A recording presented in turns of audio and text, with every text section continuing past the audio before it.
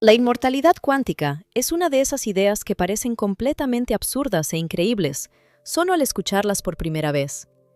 En esencia, esta concepción sugiere que desde el punto de vista de tu propia percepción, en realidad nunca podrás sentir tu propia muerte. En términos simples, si excluimos la ficción y nos imaginamos que el universo se descompone en múltiples posibles escenarios, siempre existirá alguna versión de la realidad en la que sigues vivo. Y si tu conciencia solo puede continuar existiendo en aquellas ramas donde estás vivo, subjetivamente nunca alcanzarás ese momento en el que todo termine de forma definitiva. Ante todo, esto resulta increíble para la persona, como un guión de una película de ciencia ficción. Infinitos mundos paralelos, versiones alternativas de uno mismo y una misteriosa salida en la misma naturaleza de la muerte. Sin embargo, a pesar de su aparente fantasía, esta idea despierta un interés serio en la comunidad científica moderna, no porque prometa una vida eterna en un sentido reconfortante y claro, sino porque surge de las profundas preguntas y contradicciones que están en la base misma de las teorías físicas actuales sobre el universo. Porque allí, donde nuestras mejores teorías sobre el cosmos comienzan a convertirse en algo que suena como un conflicto interno con la razón y el sentido común, aparece precisamente este concepto. La inmortalidad cuántica no es un diagnóstico alarmante que indique que podemos vivir para siempre. Es, más bien, un desafío inquietante que cuestiona la misma naturaleza de nuestra percepción de la realidad. Porque si la realidad nunca escoge un resultado final definitivo, entonces surge la pregunta: ¿para qué nos involucramos en la sensación de una vida personal, como si existiera dentro de un único camino finito? Para entender por qué esta cuestión parece tan angustiante, hay que recurrir a uno de los aspectos más misteriosos e irresueltos de la mecánica cuántica, la parte que ha inquietado a los físicos desde hace casi un siglo y que todavía no ha proporcionado una explicación concluyente. Precisamente, a nivel cuántico, ocurren procesos que parecen imposibles de comprender completamente en principio, porque se niegan a obedecer a las expectativas habituales. Las partículas allí no se comportan como pequeños objetos sólidos o puntos que se mueven por trayectorias claras y definitivas. En cambio, se describen mediante la llamada función de onda, que es una estructura matemática compleja que al mismo tiempo contiene en sí muchas posibles configuraciones. En palabras más sencillas, las partículas pueden estar en un estado llamado superposición. Eso significa que no están simplemente aquí o allá, sino que están en múltiples lugares y escenarios probables simultáneamente. Este estado se mantiene hasta que se realiza una observación, medición o alguna influencia externa, tras la cual esa onda se destruye y se vuelve uno único y concreto. Y sin embargo, cuando miramos el mundo que nos rodea, no vemos nubes borrosas de posibilidades ni enfrentamos incertidumbre. Vemos una manifestación clara y concreta de los eventos. ¿Dónde se encuentra una partícula? ¿Atrás de qué puerta se esconde la llave? ¿Dónde está situada una ventana? Nos encontramos con un solo resultado en lugar de múltiples posibles simultáneamente. Así, entre los modelos matemáticos abstractos y la percepción misma de la realidad que nos rodea, la infinita cantidad de opciones parece adquirir su concreción, convirtiéndose en una percepción única, un hecho. Aquí reside esa enigma principal llamada problema de la medición. Y no es simplemente una complejidad técnica menor en instrumentos o ecuaciones complicadas. Es el momento crucial en el que la teoría más precisa y refinada, creada por los científicos, parece quedar en silencio respecto a la cuestión fundamental de qué hace la realidad en realidad y cómo existe. Durante muchos años, la interpretación más extendida y sencilla de este enigma fue la llamada interpretación de Copenhague.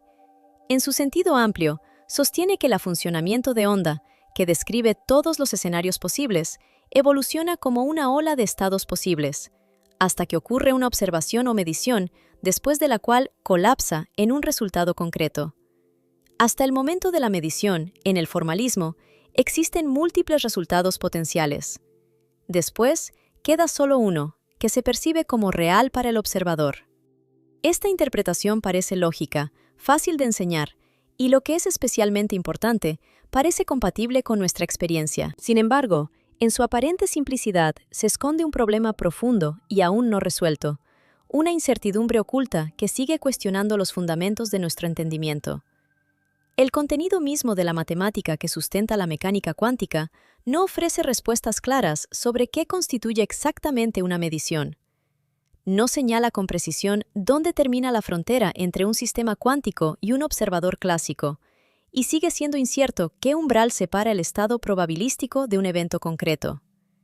No aporta una explicación clara de por qué un detector específico se considera un instrumento suficiente para registrar un evento, o por qué, quizás, en cierto modo, la participación de la conciencia humana se vuelve necesaria para que la probabilidad se transforme en un evento real. Además, la teoría no proporciona indicaciones explícitas sobre cuándo una posibilidad se convierte en un evento factual, o dicho de otro modo, cuándo en un sistema un resultado determinado puede ocurrir y cuándo ya es inevitable y definitivo. Aunque la teoría cuántica asombra por la precisión de sus predicciones y describe sorprendentemente bien los fenómenos más complejos del microcosmos, su explicación genera serias dudas. La enigmática desconexión entre su exactitud matemática y la falta de una comprensión clara de su esencia sigue siendo un problema sin resolver. En 1957, un científico llamado Hugh Everett III propuso una solución inusual que, sorprendentemente, no requería cambios en las ecuaciones. La tomó más en serio que sus colegas y decidió no modificar la matemática fundamental, sino interpretarla literalmente y en su totalidad. Everett propuso una idea muy simple, a simple vista, pero cuyos efectos resultaron ser sorprendentes. Argumentó que la función de onda nunca colapsa, sino que implica que su propia evolución conforme a las ecuaciones de la mecánica cuántica continúa de manera ininterrumpida y completa. En otras palabras, todo lo que esta teoría predice es una descripción de la realidad que evoluciona continuamente y no se detiene de repente en la desaparición abrupta de múltiples variantes. Si todos los posibles resultados de un evento cuántico siguen existiendo dentro de las ecuaciones, quizás el error no radica en las matemáticas, sino en nuestra percepción. Es posible que la causa de errores y malentendidos esté en nuestra renuencia a creer en que todas las múltiples variantes de eventos, predichas por el aparato matemático, realmente existen. Y si aceptamos esto como verdad, la realidad deja de ser homogénea y unívoca en su desarrollo. Al contrario, se ramifica, se divide y se expande en infinitas ramas paralelas. Cada escenario posible se realiza simultáneamente, solo en diferentes niveles y en distintas líneas del mundo. Entonces, no hay un único camino definido para la evolución de los acontecimientos, sino múltiples opciones que conforman una estructura polifacética. La realidad no elige uno de estos caminos ni elimina los otros, solo se divide, desplegándose en un número enorme de ramificaciones paralelas, cada una con su propio resultado, que para el observador interno parecen ser la única realidad posible. Lo que parecía un colapso era solo una limitación de nuestra percepción, el resultado de nuestros marcos psicológicos y cognitivos. Pero si se mira desde la perspectiva del enfoque de los muchos mundos, se puede imaginar que toda esta realidad única no es simplemente una estructura que se encuentra más allá de nuestra percepción, sino solo nuestra posición concreta dentro de ella. Cada acto cuántico es un nuevo punto de ramificación, cada resultado posible, una nueva bifurcación que se desvía del anterior. En algunas ramas, las partículas se descomponen y en otras, mantienen su forma original. En unas ramas, el detector emite una señal y en otras, permanece inmóvil y en silencio. Algunos eventos ocurren tal como los recordamos y otros dejan en nuestra memoria ninguna huella. En nuestra percepción cotidiana, estas ramificaciones se combinan en una sensación única de estabilidad y continuidad gracias a un proceso llamado decoherencia. Este mecanismo impide la interacción mutua entre las ramas, haciéndolas prácticamente inaccesibles unas a otras, y por ello, el mundo nos parece homogéneo, compacto y clásico a pesar de todo. No encontramos a nuestros otros yo en los pasillos de la vida cotidiana, y no percibimos el parpadeo de las oportunidades que se entrelazan ante nuestros ojos como capas transparentes. Las divisiones no ocurren de manera repentina y dramática, como en el cine de ciencia ficción. Es más bien un proceso sutil, casi imperceptible, que sucede automáticamente y de manera completamente irreversible. Justo en esta naturaleza silenciosa y mecanicista reside su absoluta verdad, su completitud incondicional. Y es precisamente aquí, En esta etapa, la teoría pasa del campo de las reflexiones intelectuales abstractas a una esfera de sensaciones y pensamientos más personales. La comprensión de que todos los posibles resultados realmente existen en alguna parte de esta estructura infinita genera en el ser humano una cierta asimetría disonante. Existe una diferencia entre cómo funciona la realidad desde el punto de vista de un observador externo y cómo se percibe desde adentro, desde la experiencia interna de un sujeto concreto. Dentro de esa diferencia yace la semilla de la idea de inmortalidad cuántica, una concepción que provoca a la vez asombro y inquietud. Para hacer más accesible el concepto de inmortalidad cuántica, filósofos y científicos confeccionaron un experimento mental llamado suicidio cuántico. Este sirve para ilustrar cómo funciona esta idea inusual y qué implica en el contexto de nuestra realidad. Imaginen un dispositivo simple que, como si fuera sacado de un conjunto de fantasías científicas, se convierte en una paradoja filosófica. Tiene un mecanismo conectado a un evento cuántico capaz de terminar en dos resultados posibles. Es decir, hay una situación en la que, tras un evento en el microcosmos, la situación puede desarrollarse por dos caminos. Si el resultado resulta ser la primera opción, digamos, la opción 1, y el evento termina de modo que el aparato se active, esto automáticamente conducirá a tu desaparición inmediata. Ya no estarás en este mundo. Elegir esta opción significa que ya no existes y tu existencia ha sido truncada sin posibilidad de regreso. Pero si el evento termina bajo la opción 2, entonces felicitaciones, no pasará nada. En ese caso, tu existencia continuará sin cambios, seguirás vivo, porque no ocurrió nada que interrumpiera tu vida. Por eso, cada vez que se realiza dicho experimento, el resultado depende directamente del resultado aleatorio del evento cuántico. Según la interpretación habitual de una sola realidad, tal situación se percibe como un juego extremadamente peligroso, parecido a la ruleta rusa, donde cada lanzamiento de la pieza o disparo en un momento aleatorio puede ser el fin. En cada iteración de este juego, tus probabilidades de estar muerto alcanzan aproximadamente el 50%, y cada intento adicional solo aumenta la probabilidad de terminar en la lista de los que han fallecido.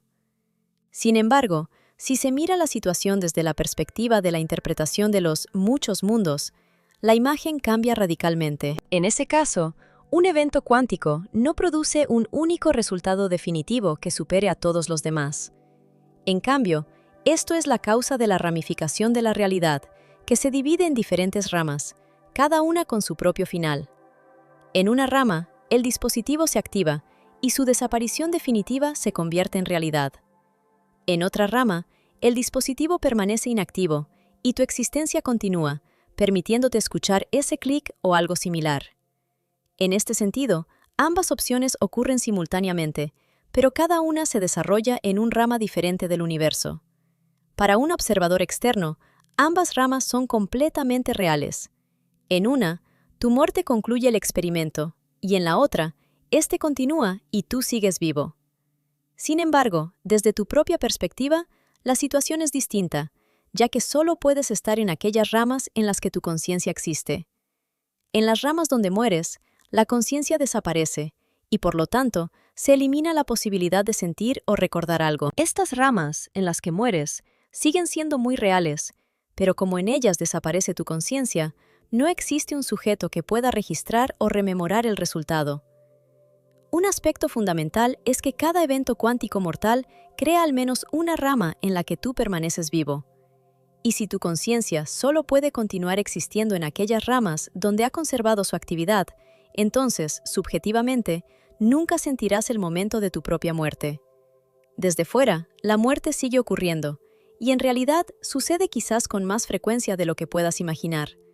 Pero desde tu experiencia personal, ¿te parece que la mirada hacia el destino constantemente se desplaza a esa rama en la que la historia aún continúa, donde no has desaparecido y sigues vivo? Te da la impresión de que alguien más sigue perdiéndote, que el cuerpo aún no ha colapsado y que la tragedia aún se desarrolla ante los ojos de esa única parte viva de tu yo. En cambio, en tu interior, el flujo ilimitado de conciencia, no relacionado con la finitud de un cuerpo físico específico o su estado, continúa encontrándose en aquella rama en la que la situación aún no ha terminado, en la que todavía existes. esto crea la ilusión de que eres inmortal, que la muerte es simplemente otra etapa temporal. Sin embargo, este mismo proceso convierte la idea de inmortalidad cuántica, que en algunos casos se presenta como un mito tranquilizador de vida eterna, en algo mucho más siniestro y sombrío. En la mayoría de los casos, cuando las personas usan ese término, se refieren a la imagen de una juventud infinita, o, al menos, a la constancia de la conciencia, cuando el cuerpo y la mente siguen funcionando sin interrupciones ni pérdida de integridad. Pero la lógica de la propia teoría no se preocupa por la dignidad, la salud, la identidad o la autocomprensión. Solo le importa una cosa: la existencia de al menos una parte de tu conciencia que conserve un punto de vista y que sea capaz de percibir el mundo que te rodea. Exactamente, una pequeña fracción de tu conciencia es suficiente para que se pueda considerar que sigues existiendo, que tu personalidad se mantiene, al menos de alguna forma. Y lo crucial no es un criterio interno, sino externo, un leve mantenimiento de funciones neuronales o de algún componente de la conciencia basta para que el estado se considere continuo. Aquí comienza lo más terrible. No es necesario alcanzar una integridad física o mental completa para que esta continuidad, incluso si tu cuerpo fuera desgarrado en pedazos o tu cerebro destruido prácticamente por completo, basta con que alguna residualidad de conciencia siga viva para considerarte una continuación. Y en esto radica la verdadera, terrible verdad de esta idea. La inmortalidad, de la que todos están tan preocupados, resulta ser muy frágil y casi ilimitada. En esencia, puede existir como un débil puente ilusorio que conecta solo los hilos más finos de tu conciencia. Porque, cuando la vida deja de mantener su integridad y plenitud, deja de parecer un don y se convierte en una prisión infinita, de la que no es posible escapar. Por eso, algunos filósofos describen el punto final de tal existencia no como una vida eterna, sino más bien como un estado fantasmal. Y no se trata de algo sobrenatural en el sentido convencional de la palabra, sino de una posibilidad estadística, o más precisamente, de la existencia en forma de un espectro, en un estado semivivo, semiolvidado. Este estado a menudo se caracteriza porque la existencia humana se reduce a algo matemáticamente marginal, suspendido en los rincones más remotos e inalcanzables de lo que aún se considera posible. Cuando el cuerpo entra en descomposición o destrucción, la conciencia puede no continuar existiendo como un flujo continuo y claro de experiencias. Más bien, se fragmenta, se descompone en pedazos dispersos, como destellos parpadeantes. En la conciencia pueden abrirse breves ventanas o destellos, en los cuales aún persiste la conciencia, aunque estos aparecen sobre un fondo de largos lapsos llenos de confusión, sufrimiento, sueño medicamentoso, amnesia o destrucción total del sistema nervioso. Es posible que lo que quede después de esto no sea un yo estable y autosuficiente que fluya libremente a través de las fronteras temporales, sino más bien una cadena de momentos dañados, cada uno apenas capaz de percibir y mantener la conciencia genuinamente, por lo que no se puede decir que sea una vida completa, más bien, son solo series raras de restos de autoconciencia. En tal realidad, no existe un yo total y firme que se desplace a lo largo del eje temporal. Solo hay destellos dispersos de conciencia que se aferran a lo que aún queda. No una vida plena, ni siquiera la eternidad en su sentido mítico, sino su versión reducida y destruida, fragmentos en cuadros desconectados entre sí. Esa eternidad es más bien un destino, carente de la vivacidad completa. Una eternidad que se reduce a fragmentos, a momentos sin conexión entre sí. La mente que no puede morir completamente, pero tampoco puede vivir plenamente, es exactamente así como se describe esta visión. Y si esto suena más a una tortura que a una verdadera eternidad, la respuesta radica en que esa teoría no hace distinción entre el concepto de inmortalidad y simplemente la existencia prolongada. Solo distingue entre la conciencia y su ausencia. Todo lo demás son efectos secundarios, fenómenos acompañantes. Y entre ellos hay un problema grave más, el problema del aislamiento. Y precisamente esa quizás sea la más agónica de todas las consecuencias. Porque incluso si la conciencia continúa después de que el cuerpo ha sido destruido o se ha desmoronado, los demás seres humanos vivos todavía existen dentro de sus propias líneas de vida bifurcantes, a las que no tienes acceso. Tu familia sigue llorando, tus amigos todavía sienten nostalgia y te extrañan. El mundo percibe tu ausencia y, a su manera, se reorganiza, continuando con su estructura existente, pero ya sin ti. En esas ramas donde permaneces por un tiempo, quizás aún puedas ser visto, aún sentirte dentro de otros, aún percibir tu presencia. Sin embargo, con el tiempo, la muerte habitual y el curso imprevisible del tiempo empiezan a actuar también aquí. Las personas envejecen, se debilitan, desaparecen. Su vida continúa y se desvanece en el pasado. Aquellos a quienes amaste no se vuelven inmortales simplemente porque tu conciencia se va alejando cada vez más, restringiéndose a unas posibilidades estrechas, dejándote cada vez más aislado del mundo exterior. Y cuanto más prolongado sea este proceso, más te separas de las personas que antes daban sentido a tu existencia, de quienes veían en tu vida algo importante y auténtico. Y en ello reside la contradicción oculta de toda esta idea. Tememos a la muerte porque asumimos que su opuesto es una vida llena de significado y belleza. Pero la noción de inmortalidad cuántica muestra que su opuesto puede ser simplemente más experiencias, más vivencias, más sensación de ser. Y eso no equivale a vivir en el sentido pleno de la palabra. La teoría incapaz de separar la viabilidad de la mera conservación de la forma, finalmente revela algo más profundo y difícil de comprender, a saber, aquello que usualmente evitamos pensar. Nuestra necesidad interna no es de una existencia infinita, sino de una continuidad significativa y enriquecedora de la conciencia presente.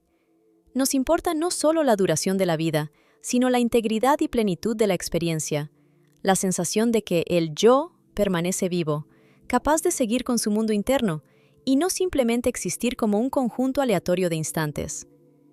Cuando esta idea se explica y comprende de verdad, se vuelve evidente. La eternidad no es un bien ni un regalo que confiere sentido a la vida. Todo lo contrario, se convierte en una tortura que transforma la belleza y plenitud de la existencia en una contemplación inútil y sin sentido. Dentro de la concepción de la inmortalidad cuántica, se esconde otro problema, más agudo y profundo que simplemente el miedo a una existencia infinita y dañada.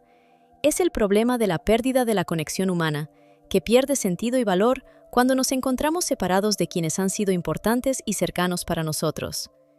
Incluso si aceptamos por completo la lógica de la teoría de los muchos mundos, incluso si supusiéramos que la conciencia siempre continúa existiendo en alguna ramificación persistente de la realidad, esto no significa que la persona que sigue existiendo sea en esencia tú mismo. Esto es lo que enfrenta el debate filosófico y científico, que surgió mucho antes de la mecánica cuántica y que, en cierto modo, incluso socava más la idea de la muerte. ¿Qué es en realidad el yo que mantiene su identidad de un momento a otro? Hablamos como si esa identidad fuera evidente, como si la persona que despierta por la mañana fuera simplemente la misma que se durmió la noche anterior, como si los límites de nuestro yo fueran indiferentes y no fuera difícil definirlos. Sin embargo, tal certeza descansa sobre una base bastante frágil. Se apoya en apoyos que parecen sólidos y evidentes: la memoria, la continuidad física, la coherencia psicológica, la estabilidad de nuestra historia personal. Esos hilos tejen la misma tela de nuestra personalidad cotidiana. Pero ninguno de ellos es absoluto, como parece. Al menos, no en la medida suficiente para medirla con los métodos disponibles. En la vida cotidiana, a menudo ignoramos esa fragilidad, porque los cambios ocurren de manera tan lenta y gradual que crea la ilusión de una identidad inexpugnable y continua. Envejecemos, pero muy lentamente. Olvidamos, pero seleccionando qué dejar en la memoria y qué descartar. Nuestro organismo se renueva constantemente. Las células se reemplazan. Nuestras creencias se actualizan y cambian con el tiempo. Los valores también pueden mutar. Incluso los recuerdos se distorsionan y tergiversan. Y aún así, a pesar de todos estos procesos, seguimos llamándonos la misma persona. Esa sensación de continuidad nos parece tan real que a veces parece que existe un hilo invisible que conecta nuestro yo de ahora con lo que fue ayer y con lo que será mañana. Pero esa certeza, más bien ilusión, es solo eso. Porque la identidad puede ser mucho menos estable de lo que creemos. Más bien, se asemeja a un patrón repetitivo que se recrea constantemente en el tiempo. Y estos patrones pueden romperse con el tiempo, desintegrarse e incluso dividirse. pueden alejarse tanto de su imagen original que el nombre yo permanece, pero la estructura interna ya casi no es reconocible. Si esto es así, incluso en la vida cotidiana, en el marco de la teoría de los muchos mundos, tal destrucción de la ilusión resulta aún más evidente e irrefutable. Cada evento de ramificación del mundo genera muchas versiones futuras de tu existencia, las cuales, hasta el momento de la divergencia, comparten una experiencia pasada común. Pero después de esa divergencia, estas versiones comienzan a acumular nuevas y diferentes experiencias, condiciones, resultados y destinos. Al principio, las diferencias pueden ser tan pequeñas que es difícil distinguirlas. En una rama, una partícula se desintegra, en otra, no. Sin embargo, con el tiempo, estas pequeñas divergencias se transforman en diferencias radicales en los destinos, llevando a vidas completamente distintas. Una rama puede terminar con heridas y pérdidas, otra con un entorno totalmente diferente, recuerdos u otro final. Surge aquí una pregunta importante. ¿Cuál de esas versiones eres exactamente tú? Todas heredan tu pasado, todas pueden considerarse jurídicamente continuadoras de tu yo y afirmar que provienen del mismo observador original. Pero, al mismo tiempo, ya no pueden ser completamente idénticas en el sentido habitual de la palabra, porque cada una se convierte en un centro autónomo de experiencia y percepción.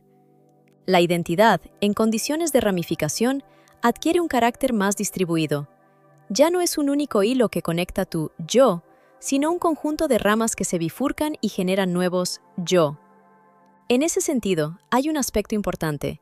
La idea de la inmortalidad cuántica se basa en un truco astuto en la construcción lingüística.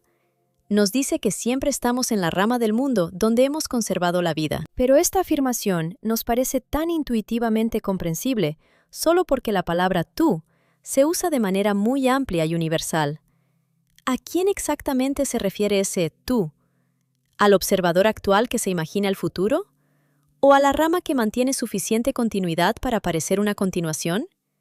¿O a toda la serie de descendientes que, aunque se separaron de ti, en cierto sentido, continúan tu historia? En definitiva, toda esta idea está relacionada con el hecho de que el concepto de yo no es un cuerpo único e inmutable, sino más bien un flujo o un boceto que se va cosiendo constantemente a partir de muchas experiencias, recuerdos y condiciones que, sin embargo, crean la sensación de continuidad. Esta sensación es solo un producto de la suave trama en la que todos los cambios parecen naturales e invisibles. Pero al observar más de cerca, se vuelve evidente que esa trama es muy delgada y vulnerable. Y si en la vida real, gracias a cambios lentos y entrelazados gradualmente, podemos creer en la existencia de un yo estable, en el contexto de las ramificaciones cuánticas, esa creencia se disuelve. Es precisamente en la teoría de los muchos mundos donde toda esa ilusión de un yo único y estable se desploma finalmente. Cada divergencia, cada bifurcación, crea nuevas versiones de nosotros mismos, que solo comparten un pasado común, pero siguen sus propios caminos únicos. Estas nuevas versiones, aunque heredan memoria y eventos, ya comienzan a vivir en universos microscópicos separados e independientes, con sus propios recuerdos, sensaciones y desenlaces. Como resultado, al preguntarnos ¿quién soy?, nos enfrentamos a que en esta acumulación hinchada de yo divididos, no se puede distinguir un yo absoluto en el sentido habitual. Todos estos yo son cadenas ramificadas y paralelas de experiencia que ya no pueden reducirse a una sola. Por eso, la idea de la inmortalidad cuántica se basa en un truco sutil de la palabra. Afirma que siempre existe un punto en el cual sigues viviendo precisamente en esa rama donde has logrado sobrevivir. Pero esa sensación se basa completamente en una esperanza débil y algo ilusoria. La esperanza de que tú no es más que un yo personal, inmóvil y único. ¿Y qué pasa si bajo esta palabra se oculta un conjunto de posibles tú que simplemente son difíciles de distinguir porque nuestras percepciones y experiencias son tan numerosas y diversas que cada una percibe y siente su realidad a su manera? En otras palabras, en esta teoría, tú no es uno, sino muchas posibles continuaciones, cada una con derecho a existir y formando parte de una pluralidad de multiversos. Cuando el concepto de ramificación se convierte en realidad, lo que significa que nuestra vida y conciencia comienzan a organizarse no en una línea única, sino en una estructura compleja y ramificada. La percepción de nuestra relación con la propia personalidad cambia radicalmente. En lugar de considerarnos como una única y indivisible entidad, comenzamos a vernos más como un árbol, con muchas ramas que divergen en diferentes direcciones y longitudes. Es similar a como en un árbol, cada rama tiene su propio destino. Algunas se enraizan profundamente y crecen hasta formar una copiosa y ramificada copa. Otras se secan y mueren, y algunas pueden torcerse, deformarse y tomar formas inusuales, permaneciendo de todos modos como parte de un tronco que florece, aunque ya no se parezca a la forma original que esperábamos. Esta imagen complica mucho la comprensión del destino y la identidad personal. La teoría que habla sobre la posible pluralidad del futuro no garantiza la inmortalidad personal. Más bien, promete que entre la multitud de tus descendientes, entre muchas ramas de las que proviene tu linaje, se conserva parcialmente una cierta resonancia de tu conciencia, de tu yo, que continúa existiendo. En esto, en mi opinión, se esconde un significado mucho más frío y despiadado. Para entender por qué, conviene considerar una versión más sencilla y menos dramática de esta idea. Imagina que mañana tu cerebro sufre un cambio tal que concerne una parte de tus recuerdos y rasgos característicos, pero que a la vez cambie radicalmente tu estado emocional, tu sistema de valores, tu percepción del mundo y hasta tu capacidad de reflexión.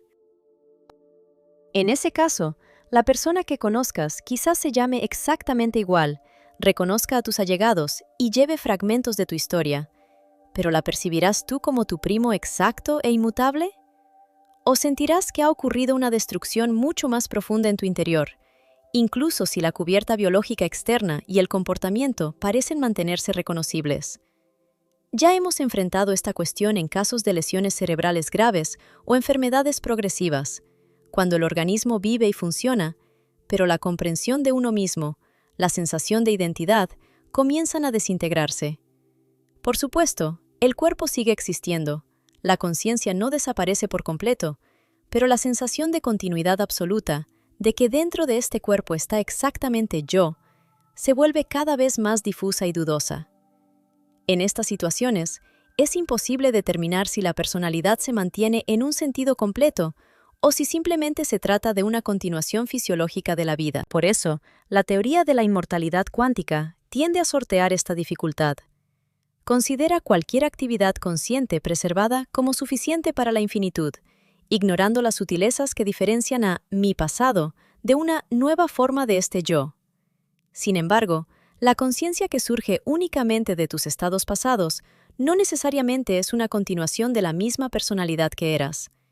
Es más bien como la aparición de una nueva instancia, completamente independiente de tu yo original, aunque con recuerdos conservados.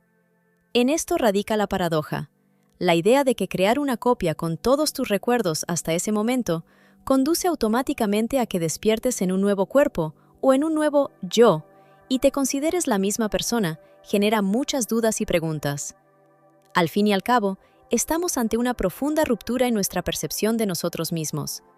¿Es la personalidad equivalente a la continuidad física y psicológica? ¿O es algo diferente, más complejo y sutil? La visión predominante en la cultura y la ciencia es que la personalidad está eternamente ligada a lo que puede llamarse el primer yo, es decir, a la continuidad de mi conciencia. Pero, tras un análisis más profundo, este concepto resulta ser bastante difuso y difícil de definir. ¿Qué crea exactamente la sensación de yo? ¿La conexión física de los órganos? ¿La continuidad psicológica? ¿O la cadena causal de recuerdos? ¿Quizás es un modelo informacional o algo completamente distinto? La teoría cuántica de la infinitud tiende a suponer que la primera persona, mi sensación de mi propio yo, siempre se restaura tras cualquier supervivencia o bifurcación.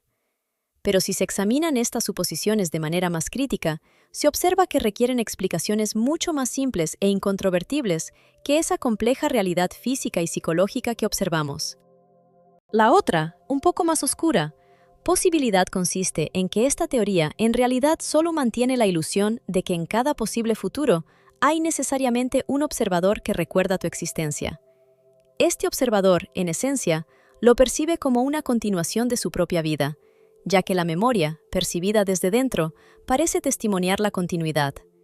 Sin embargo, la memoria por sí misma no es prueba de la individualidad, ni una garantía de que tú seas precisamente la persona que recuerda y percibe sus propios recuerdos. Y en esto radica una de las principales contradicciones filosóficas.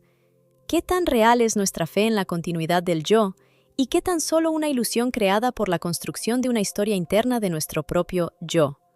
Esto constituye un testimonio convincente de la relación causal, que confirma que la conciencia y la memoria de una persona pueden tener vínculos profundos con su legado interior y su historia personal. Es posible imaginar una copia hipotética de tu personalidad, creada a partir de tus recuerdos y experiencias.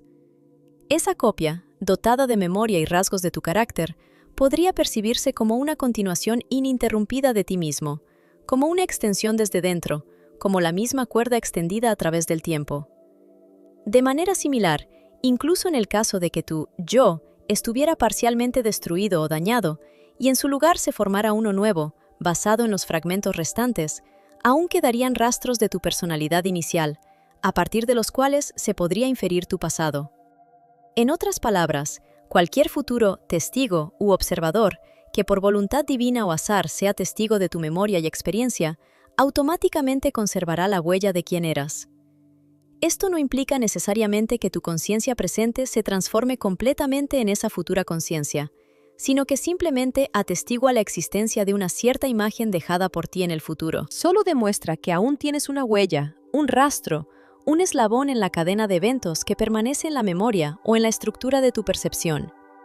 En este sentido, la noción de inmortalidad cuántica no es una excepción, sino más bien una precisión.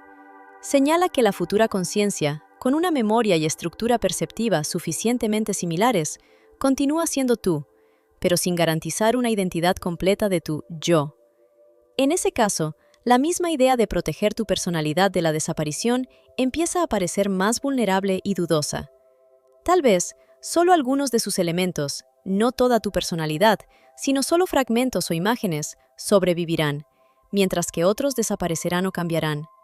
Por lo tanto, la promesa de una inmortalidad subjetiva ya no parece tan convincente. Lo que realmente permanece al final quizás no sea tu auténtico yo.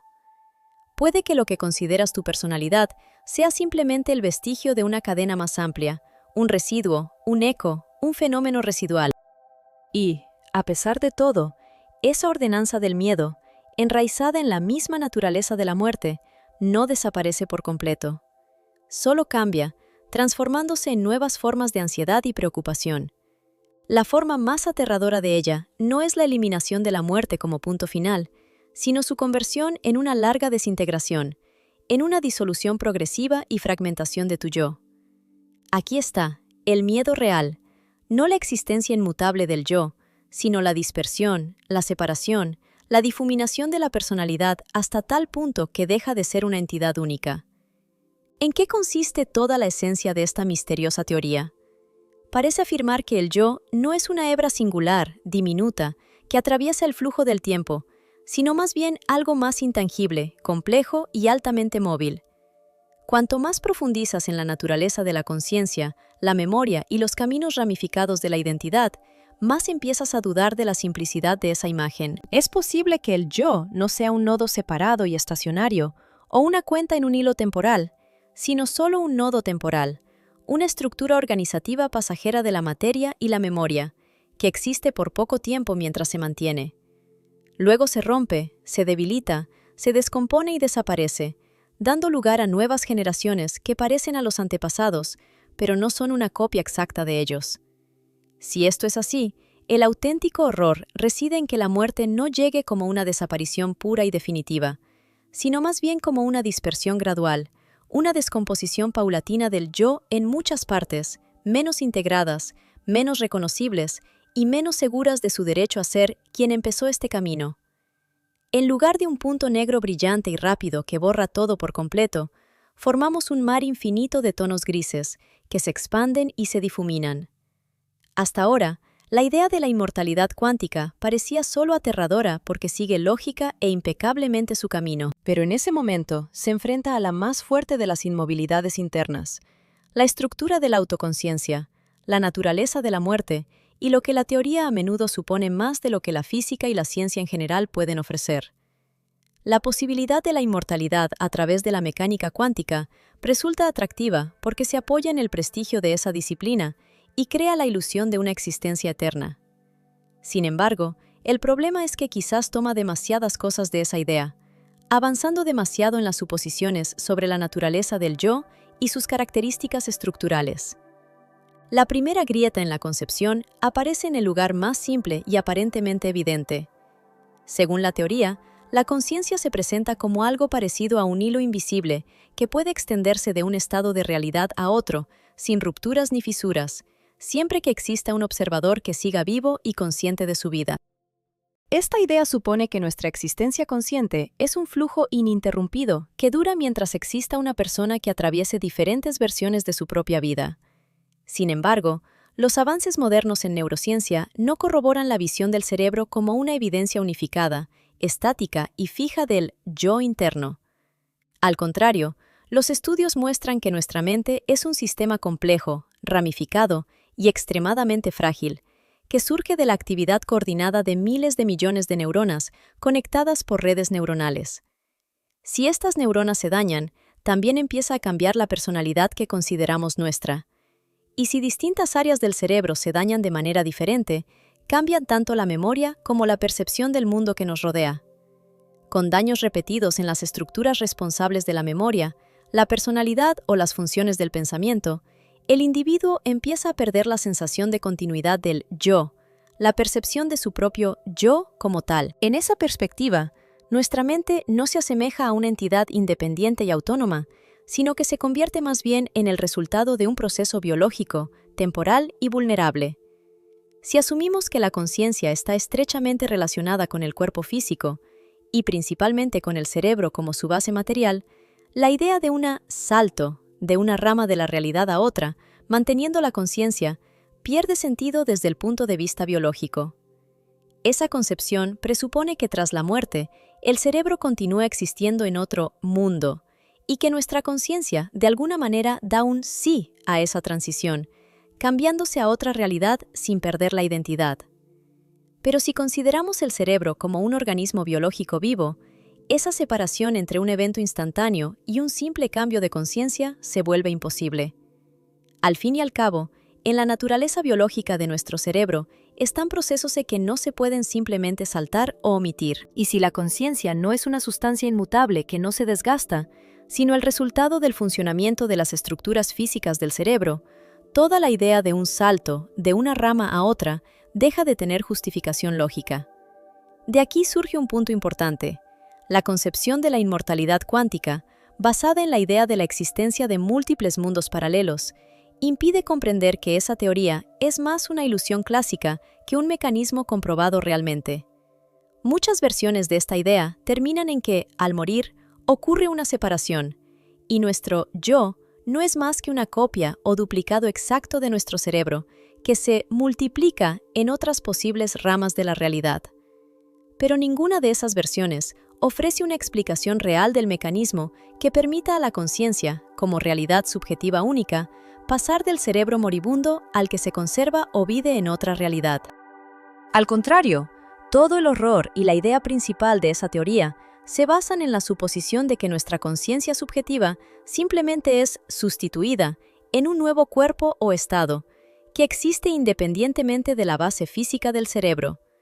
Y justamente esa falta de una posibilidad de unión o transferencia de la conciencia nunca es confirmada por la ciencia. Cuanto más profundizamos en esta cuestión, más claro se vuelve que esas hipótesis no soportan la crítica. Porque, incluso dejando a un lado el problema de la base material, incluso aceptando que la conciencia puede considerarse como un flujo unificado que no se descompone en partes, la realidad biológica del cerebro sigue mostrando resistencia. Los experimentos dedicados a las llamadas prácticas mentales del enfoque cuántico suicida parecen más visuales y comprensibles, ya que implican un resultado instantáneo, un desenlace binario, o la bala cae o no. En este caso, la frontera entre pensamiento y fin es muy clara y definida. La conciencia y su desaparición son fácilmente distinguibles. Sin embargo, en la realidad, la muerte de una persona no es algo instantáneo, sino un proceso gradual y por etapas de descomposición del organismo. Primero, desaparece la saturación de oxígeno. Luego, aparecen daños en las células. Se destruyen las conexiones neuronales. Comienza la inflamación y la desorientación, seguido de un estado sedante, alucinaciones y delirio, un sueño profundo o coma, y solo después la muerte. En este contexto, la conciencia no desaparece de inmediato y sin rastro, sino que suele apagarse poco a poco, fragmentarse y descomponerse. Y esta gradualidad en la destrucción no coincide en absoluto con las condiciones en las que se basan las ideas de una rama instantánea o de un salto de conciencia a otra realidad. Por eso, la teoría acerca de las vías de salida y salvación en la llamada rama de la realidad pierde su relevancia. ¿En qué momento, en qué punto de esta lenta, dolorosa y orgánica muerte debería ocurrir supuestamente el cambio del yo subjetivo para preservarlo en otra rama? ¿En qué momento la conciencia psicofísica debe afirmar con determinación: no voy a extinguirme aquí, quiero trasladarme allá? Si es que tal pensamiento llega a ser posible. ¿Sucede cuando la memoria se vuelve cada vez menos confiable? ¿Cuando la actividad cortical se vuelve más caótica? ¿O cuando nuestro yo personal ya está parcialmente destruido por los daños químicos, estructurales y fisiológicos? Toda esta concepción no tiene respuestas, porque para fundamentarla serían necesarios no solo la mecánica cuántica, sino también nuevos y ampliados conocimientos sobre la interacción entre física, biología y conciencia. Y mientras no se logren encontrar tales respuestas, la teoría de la inmortalidad cuántica permanece en un remolino de contradicciones e incertidumbres. Para entender completamente el significado de la concepción, es necesario realizar un análisis preciso y profundo de qué es la conciencia, dónde empieza y dónde termina. También es importante determinar qué parte de ella debe mantenerse para que el observador futuro pueda considerarla una continuación de la actual. Hasta la fecha, la ciencia no dispone de una respuesta completa a estas preguntas, ni de un modelo exacto y exhaustivo que explique la naturaleza de la conciencia y sus límites. Sin embargo, en el contexto de la teoría de la no resistencia cuántica, o inmortalidad cuántica, parece existir cierta base irrefutable, como si esta idea correspondiera a la realidad. Esta teoría es percibida como si tuviera una lógica interna que considera la propiedad más misteriosa e inescrutable del ser, la conciencia de uno mismo, la percepción consciente de sí, como si fuera una regla evidente o una saconomernost inmutable. Y si aún no han notado esta característica, sepan que no es así en absoluto. Al contrario, precisamente el reconocimiento de nuestros límites y la falta de claridad en la comprensión de ¿qué soy yo?, sigue siendo la mancha más oscura, el enigma más complejo. Si se dice la verdad, es justamente entender cómo surge y se realiza la conciencia lo que permanece como uno de los principales malentendidos y problemas de la ciencia moderna. Y, a pesar de todos los avances, todavía no contamos con una explicación universal que determine de manera inequívoca dónde se forma la conciencia en el proceso, dónde comienza y dónde desaparece. En esta situación, la inmortalidad cuántica parece tener un cierto punto de vista, quizás ilusorio, que afirma haber respondido a todos estos enigmas. Parece como si percibiera la cualidad más mística del ser, la capacidad del sujeto de sentirse yo, como algo completamente evidente y definido, como si esta regla no requiriera más pruebas. Pero si se mira más profundamente, se comprende claramente, no es así en absoluto. De hecho, se percibe como si existiera como un dato, del cual no hay una sencilla objeción intuitiva que lo contradiga. Y luego surge la cuestión de la probabilidad. Toda ciencia y lógica sugieren que la probabilidad es una noción que refleja la relación de frecuencias de ciertos eventos.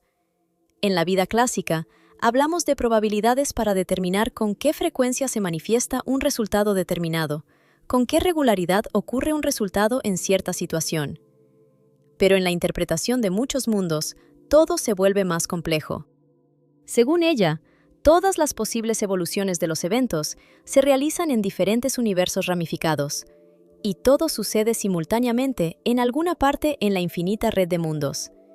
En ese caso, surge la pregunta: si todo, muerte, vida y todos los estados intermedios, sucede en esas ramas, ¿qué significa afirmar que probablemente experimentaremos determinado resultado y no otro?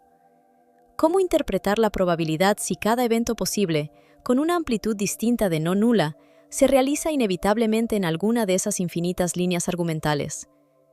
Esto nos lleva a esa lógica sutil y extraña de la confianza subjetiva que, en esencia, debería extenderse a nuestra experiencia interior.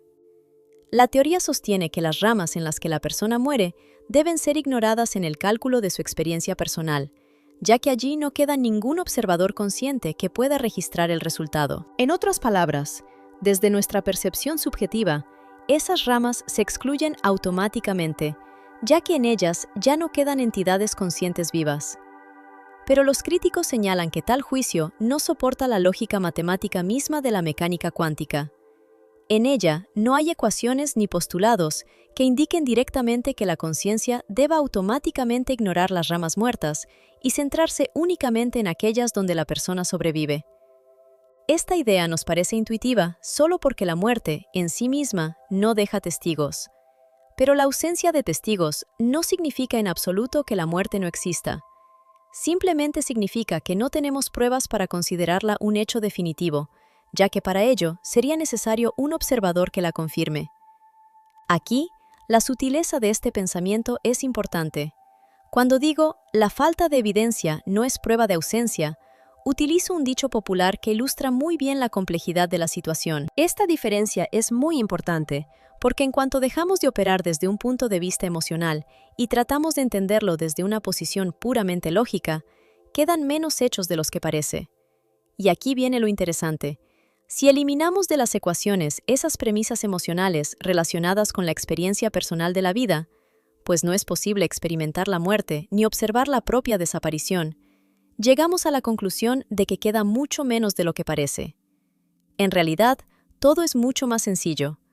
Desde el punto de vista de la percepción subjetiva, no es posible determinar con exactitud absoluta qué es exactamente ese yo que continúa con la existencia consciente y qué no. Porque no es posible observar la propia inexistencia, ella es inaccesible para cualquiera de nuestros sentidos o experiencias. Ningún observador, incluyendo a nosotros mismos, puede registrar su completa no existencia. Esto es físicamente imposible por la sencilla razón de que nada puede observar la ausencia. Ningún ser humano, ni ninguna otra conciencia, puede ver su propia muerte en sí misma, porque la muerte es una desaparición sin testigos dentro de la percepción subjetiva. Y aún así, queda una pregunta importante. ¿Y si existe otro sujeto consciente, más observador, que en la estructura bifurcada del universo sigue observando? ¿Se puede considerar que esa es la yo en ese momento? ¿O ya no se garantiza eso?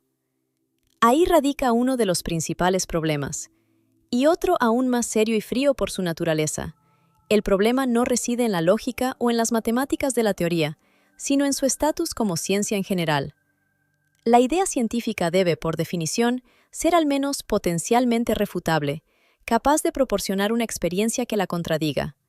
Es decir, debe existir alguna observación o experimento que pueda refutarla si es incorrecta. Pero la inmortalidad cuántica no respeta esta regla. Se escapa más allá de la visibilidad, es invisible desde fuera, y nadie puede confirmarla desde dentro, salvo en caso de muerte evidente. Su contenido interno solo se confirma mediante la percepción subjetiva interna. La persona interior puede estar segura de que sigue viva o de que ha pasado por esto, pero esto no puede ser comprobado externamente. La simple ausencia de evidencia externa o de observaciones directas convierte una teoría en algo muy cuestionable, casi imposible de probar. Solo una persona que ha experimentado la supervivencia puede hablar de la existencia de pruebas de su verdad, pero eso no la hace científica en el sentido estricto. Toda la idea pierde credibilidad porque no puede ser claramente refutada, ya que los muertos no pueden confirmar ni negar el destino, y sus testimonios son inaccesibles. Si alguien logra sentir o experimentar algo que confirme la inmortalidad o la eliminación de cualquier riesgo, esto se convierte automáticamente en una experiencia subjetiva que no puede ser generalizada ni verificada. Esta característica dificulta mucho llamarla una concepción científica, porque se convierte en una experiencia interna que no puede ser comprobada ni refutada en general. Otra razón importante por la que la mayoría de los físicos rechazan la idea de la inmersión cuántica es precisamente este problema. Incluso los científicos que aceptan la existencia de múltiples universos y los consideran una posible modelo, no están dispuestos a aceptar la permutación subjetiva que demanda esta teoría. Porque, en esencia, requiere concesiones psicológicas y filosóficas muy fuertes que van en contra de los enfoques científicos habituales y exigen confiar en algo que no puede ser comprobado objetivamente. El estudio del concepto de inmortalidad cuántica sigue atrayéndonos porque revela en nosotros algo muy importante y profundo. Probablemente, cada uno de nosotros lo ha sentido intuitivamente al observar lo que sucede en este video. Es nuestra desesperación interna, el deseo de imaginar la conciencia como algo más estable que nuestro cuerpo, nuestro yo físico, que muere y desaparece con tanta facilidad. Subconscientemente, nos sentimos atraídos a considerarnos algo fundamental, inalienable, aunque los logros actuales de la neurociencia aún no ofrezcan respuestas definitivas sobre esto. Nuestra voz interior lucha con la idea de que la muerte no sea solo un misterio oculto tras una puerta ridícula, sino una frontera ineludible que está enraizada en nuestra naturaleza, una frontera que no puede ser superada ni engañada. Tendemos a rechazar esa comprensión porque contradice nuestras convicciones más profundas y nuestro deseo natural de permanecer para siempre. Sin embargo, esta idea no desaparece ante la crítica y el escepticismo. Sigue existiendo y viviendo por una sola razón, porque ideas tan poderosas tienden a resistir incluso cuando fracasa una teoría científica. Incluso cuando la teoría de la inmortalidad cuántica no se confirma dentro de la ciencia moderna, mantiene su fuerza porque nos impulsa a hacerse preguntas importantes. ¿Qué entendemos por nosotros? ¿Qué significa sobrevivir después de la muerte?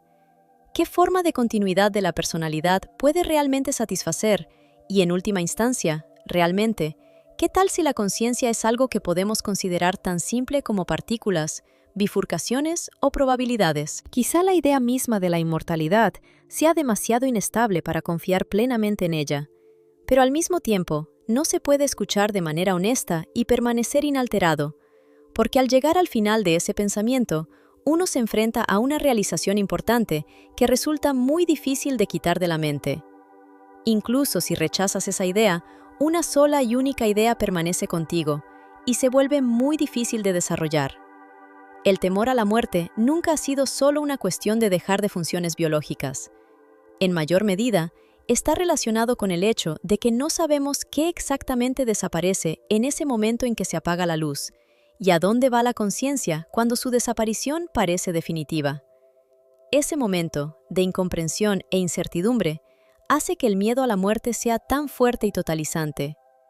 La inmortalidad cuántica, al final, deja de parecer una simple teoría de la vida eterna.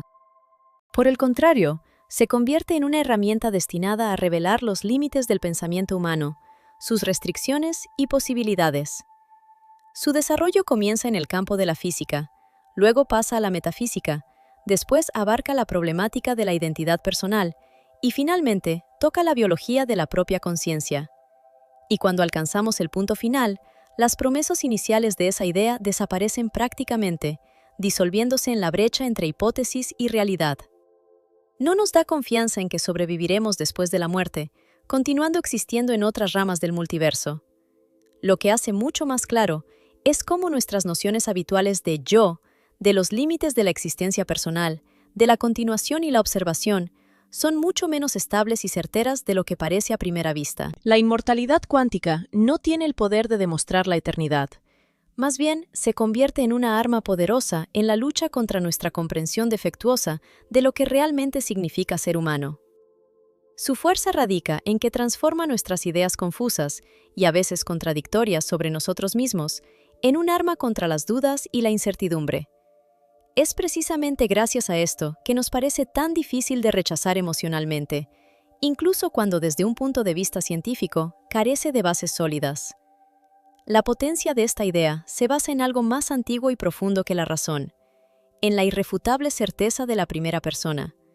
Incluso conociendo y entendiendo la muerte a un nivel abstracto, no experimentar nunca la desaparición propia.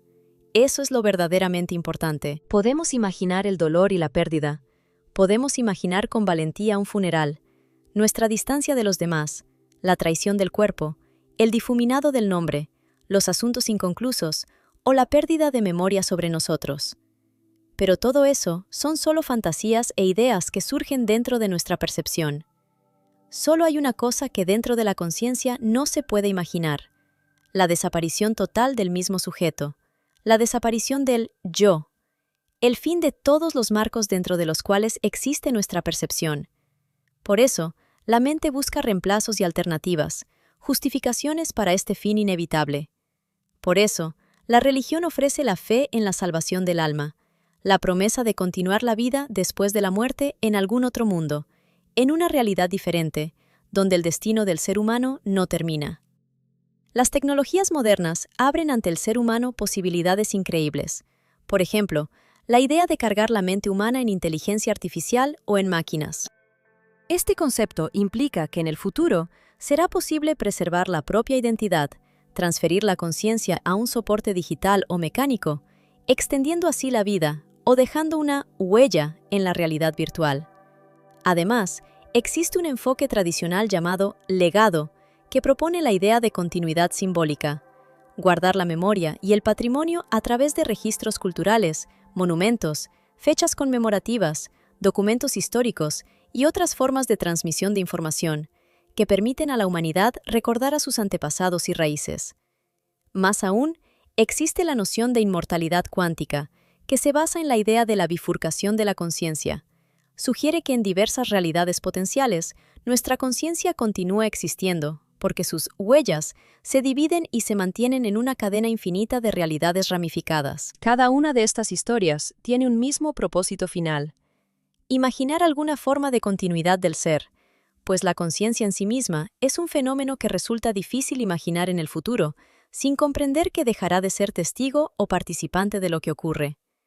Sin embargo, si reflexionamos conmigo, diría que en lo más profundo de nuestra naturaleza yace una particular ley de misericordia: la finitud. El antiguo sueño humano es la esperanza de que la muerte no sea realmente un fin, que quizás, en cierto sentido, la etapa final de la vida está justificada por el hecho de que, precisamente, esa frontera le da sentido a la existencia. Pues los finales y las líneas de frontera hacen que nuestra vida no sea simplemente una cadena de eventos aleatorios, sino algo más significativo. No solo importa lo que sucede en nuestra vida en términos de experiencias, sensaciones y sentimientos, sino que importa la estructura misma que la configura, porque las fronteras y límites le confieren peso y valor. Esto está muy relacionado con el hecho de que las elecciones que hacemos excluyen otras posibilidades y direcciones en las que podría desarrollarse nuestro destino. El tiempo en nuestra vida solo fluye en una dirección, hacia adelante, y precisamente esa unilateralidad le da a nuestras acciones un significado especial. El amor adquiere un valor particular porque en él son posibles pérdidas, y justamente las pérdidas lo hacen valioso. En este sentido, no existe una repetición infinita ni una absoluta falta de alternativas. La valentía es importante porque el riesgo es una realidad en la que estamos obligados a actuar. La necesidad de la elección tomada y la conciencia de la limitación del tiempo nos hacen sensibles a cada momento. De lo contrario, la idea misma de importancia y valor desaparece. Eliminar de nuestra percepción la idea de fronteras definitivas, o incluso hacerla dispersa, extendiéndola hacia una continuación infinita de ramificaciones y opciones, hace que la estructura del sentido comience a distorsionarse. La vida deja de ser infinita y valiosa, y por el contrario, pierde su singularidad. Quizá en esto radique el último y más importante cambio de paradigma: la comprensión. El concepto de inmortalidad cuántica surgió inicialmente como una rebelión contra la muerte, como un intento de encontrar una forma de evitar la desaparición definitiva. Pero con el tiempo, se transforma en otra cosa, en la esperanza de ver en la propia muerte una etapa necesaria. No se trata en absoluto de desear la muerte, que sigue siendo indeseable y terrible, y tampoco de que la muerte se vuelva fácil o justa, pero, en un entendimiento estructural, la muerte adquiere un significado especial. Aparece como una condición necesaria para la integridad estructural de la vida, ese punto en el que adquiere sentido y se convierte en un todo. En otras palabras, como un horizonte que transforma los elementos dispersos en una totalidad. En ese sentido, la muerte no es solo un fin, sino también un punto que da sentido a la vida, haciéndola plena y estructurada. Si te interesa la idea de la teoría de los muchos mundos, seguramente te resultará interesante también nuestro material audiovisual sobre cómo podría existir la conciencia en dimensiones superiores. Son ideas que incitan a un pensamiento profundo y lógico, porque confiar únicamente en la intuición aquí no es suficiente. A menudo resulta demasiado inexacta para sostener construcciones mentales tan complejas. Por eso, temas como este, y muchos otros similares, generan confusión y dificultades de comprensión en muchas personas. Requieren un modo de pensamiento bien organizado y claro, algo que la mayoría de nosotros carece, porque no nos han enseñado a pensar así de forma adecuada. Por ello, valoro tanto Brillante, una plataforma que ayuda a desarrollar esas habilidades. Brillante te permite formar habilidades de pensamiento lógico y crítico a través de la resolución activa de problemas y ejercicios prácticos. A diferencia de la percepción pasiva de la información, cuando uno simplemente escucha una explicación con la esperanza de que todo quede memorizado, aquí puedes ir paso a paso abordando las ideas, descomponiéndolas en sus componentes. Este método no solo facilita la comprensión de cómo funcionan estos conceptos, sino que también hace más evidente por qué son importantes en general. Es una forma mucho más efectiva de aprender, porque involucra activamente en el proceso, interactúas con el material y refuerzas el conocimiento mucho mejor. Además de las clases interactivas, la plataforma Brillante se adapta a tu nivel de preparación.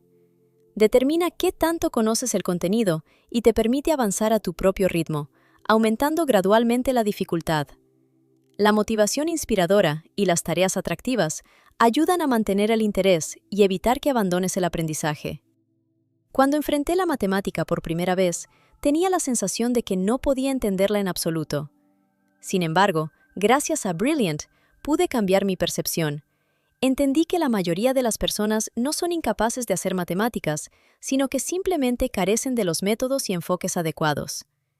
La formación a menudo se realiza de manera insuficiente, y por eso muchos de nosotros enfrentamos dificultades para entender ciertos conceptos. En mi propia experiencia, ha habido muchos momentos de inspiración, los llamados momentos ajá, cuando después de años de lucha con ciertos temas, de repente se revelaban los verdaderos significados, antes considerados inalcanzables. Estos momentos no se limitan solo al campo de la lógica o las matemáticas. Cubren un amplio espectro de conocimientos que incluyen informática, ciencias de la computación e incluso inteligencia artificial. Todo esto se vuelve accesible gracias a que en plataformas educativas como Brilliant, las ideas complejas se descomponen en explicaciones simples, visuales y sorprendentemente comprensibles.